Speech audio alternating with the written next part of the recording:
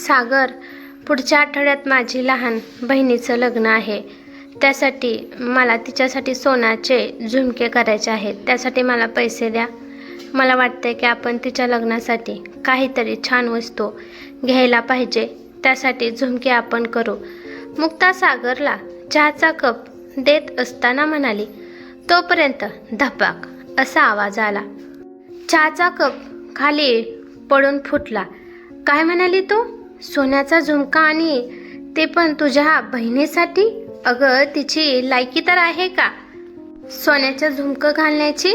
आणि आपण तिला तिच्या लग्नात सोन्याचे झुमके म्हणून तिला द्यायचं? महागाई किती आहे तुला तर माहीत आहे. आणि या महागाईत मी तिच्यासाठी आहेर म्हणून मी तिला झुमके देऊ? सागर वेड्यासारखा हसायला लागला. मुक्ता सागरचे बोलणे ऐकून शांतच झाली. पण ती सारा राग एकवटून सागरला म्हणाली. तुम्ही कोणाची लायकी काढली? माझ्या बहिणीची लायकी तर तुमची नाही. माझ्यासारखी बायको तुम्हाला भेटली नाही तर तुमची लायकीच काय आहे? लायकीचं तुम्ही नावच काढू नका. माझ्या माहेरच्या माणसाने तुमच्या लायकीपेक्षा तुम्हाला खूप काही दिलं आहे. तुमची तर बाईकसुद्धा खरेदी करण्याची लायकी नाही. एका कंपनीत छोटीशी नोकरी करता तुम्ही. माझ्या संग फसवणूक करून तुम्ही लग्न केलं. तुम्ही आम्हाला खोटं सांगितलं की मी एका मोठ्या पदावर कामावर आहे आणि आमच्याकडे प्रॉपर्टी खूप आहे. चला ठीक आहे, प्रॉपर्टी नसले म्हणून काय झालं, परंतु तुमच्याकडे एक चांगलं मन सुद्धा नाही. त्यामुळे लायकीची गोष्ट मला करायची नाही. माझ्या वडिलांना मजबूर करून त्यांच्याकडून 4 चाकी गाडी तुम्ही हिसकावून घेतली आणि त्या गाडीत तुम्हाला पेट्रोल टाकायला सुद्धा तुमच्याकडे पैसे नाहीत. आणि लायकी माझी काढता आणि माझ्या माहेरच्या लोकांचे खोटं बोलून लग्न करणे आणि लग्नाच्या सप्तपदी फेरीच्या वेळेस हुंड्याची मागणी घालून अट घालणे. ज्या माणसाला लायकी नसते ते माणसे असे वागतात. ह्यांना लग्न म्हणजे खेळ वाटतो. अर्ध लग्न सोडून तुम्ही माझ्या वडिलांकडून पैशाची मागणी घातली आणि वडिलांनी सुद्धा त्यांच्या इज्जतीसाठी तुम्हाला पाहिजे ते दिलं. माझ्या बहिणीने स्वतःहून मागितले नाही सोन्याचे झुमके. मी सांगत आहे की आपण मिळून करू. तसं तर तुमची बहीण स्वतःहून तुम्हाला सोन्याचं झुमके मागते. तुम्ही तिला देऊ शकता तर माझ्या बहिणीला का नाही देऊ शकणार? प्रत्येक वेळेला माहेरच्याकडून काही मागतच बसायचे नसते. कधी कधी आपण स्वतःहून त्यांना काहीतरी द्यायचे असते. तोपर्यंत ह्या दोघांचा आवाज ऐकून मुक्ताची सासू सुशीलाताई तिथे येतात.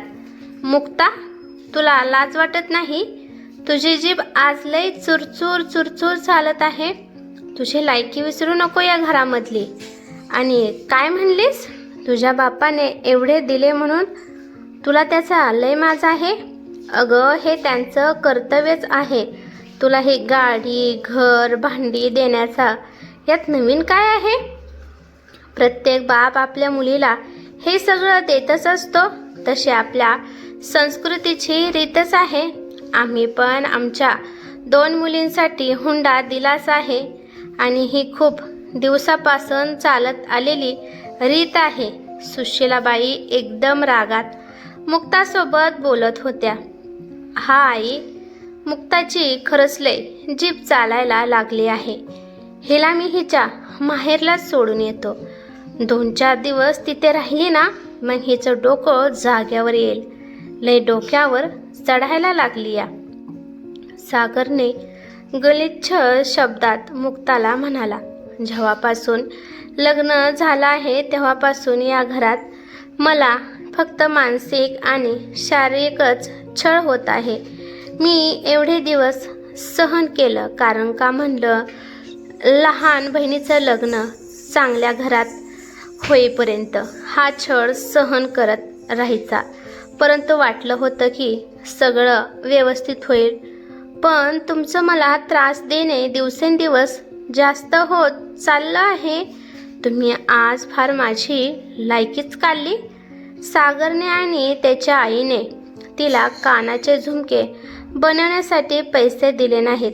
मग मुक्ताने तिच्यापाशी असणारे पैसे एक एक करून तिने साचलेले याच्यातून तिने सोन्याचे झुमके गपचूप तिच्या बहिणीला करून दिले. बहिणीचं लग्न झालं आणि बहिणीच्या लग्नाला गेलेली मुक्ता परत सासरी आलीच नाही आणि तिने स्वतःहून फोनसुद्धा केला नाही. मग एके दिवशी सागरनेच कंटाळून तिला फोन केला की, मुक्ता तू कधी येणार आहे? आईला स्वयंपाक होत नाही आता. तिला आता कंटाळा येत आहे. एवढा वेळ उभा राहून तिचे गुडघेसुद्धा दुखत आहेत. लय तुझा माहेरीत राहून आराम झाला आहे आणि त्यात तुझ्या माहेरच्या माणसाची सेवा झाली असेल तर उद्या सकाळी इथं हजर राहा आणि तू उद्या सकाळपर्यंत जर नाही आली तर तू तिथं कायमचीच राहा. इथे माझ्यापाशी यायची काहीच गरज नाही. खूप रागात त्याने फोन ठेवून दिला. जणू काय तिला धमकीच दिली. मुक्ताने तिचा सासरी कसा छळ होतो हे सगळं तिच्या आई वडिलांनी तिने सांगून टाकले. आता तर फक्त लग्नाला 1.5 वर्ष झालेला असतो.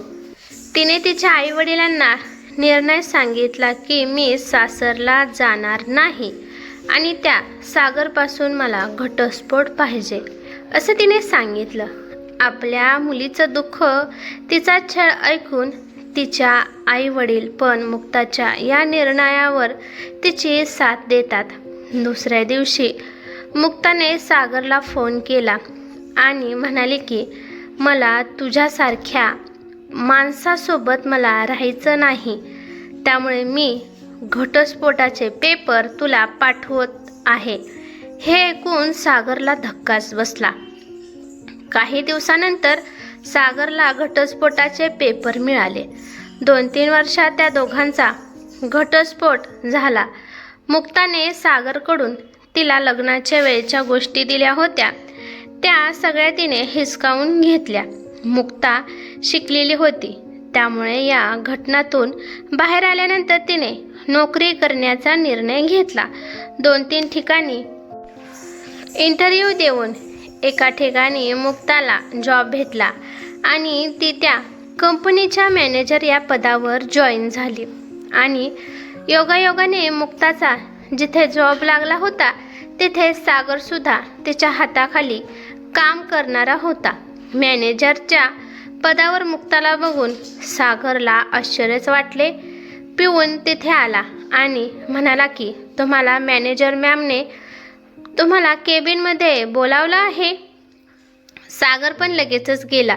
मुक्ता त्याला ओरडायला लागली, हे काय आहे? सगळ्या फाईलमध्ये चुका आहेत. नीट काम करायला येत नाही का? कामच करायला येता का? झोपा काढायला येता तुम्ही या ऑफिसमध्ये? तुम्ही एकसुद्धा काम नीट केलं नाही. मग सागर म्हणाला, हे काय लावलं आहे तू मुक्ता? आधी माझ्याकडून घटस्फोट घेतला, नंतर घरातल्या सगळ्या वस्तू हिसकावून घेतल्या. आता तर कमीत कमी माझी नोकरी तर राहू दे. मुक्ता म्हणाली, मी इथं पर्सनल गोष्टी बोलत नाही, मी खरं तेच बोलत आहे.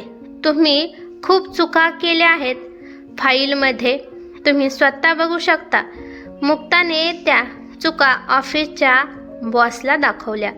त्यालासुद्धा त्या चुका जाणून आल्या आणि त्याच्या एवढ्या चुका होत्या की त्या माफ करू शकणाऱ्या नव्हत्या. आणि त्या बॉसने सागरला नोकरीवरून काढून टाकले. जाता जाता सागर म्हणाला की मुक्ता, तुला मी सोडणार नाही, याचा बदला मी नक्कीच घेईल, अशी धमकी देऊन तो तेथून निघून चालला होता. पण मुक्ता त्याला म्हणाली, आता तर तुझी कशाचीच लायकी नाही. तुझी आता लायकीच कशाची नाही. तू तर माझं काहीच बिघडू शकत नाही. असं म्हणून मुक्ता त्याच्याकडे बघून हसायला लागली आणि सागर तेथून खाली मान घालून निघून गेला. ही कथा कशी वाटली ते मला कमेंट करून नक्की सांगा. कथा आवडली तर लाईक शेअर नक्की करा आणि चॅनलवरती नवीन असाल तर चॅनलला सबस्क्राईब करा. धन्यवाद.